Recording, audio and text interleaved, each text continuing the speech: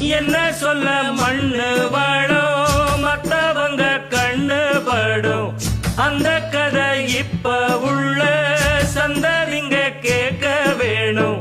நம்முயிருக்கு மேலே மானம் அறியாதே, மானம் இழந்தாலே வாழ தெரியாதே. பெருசெல்லாம் சொன்னாங்க, சொன்னபடி நின்னாங்க.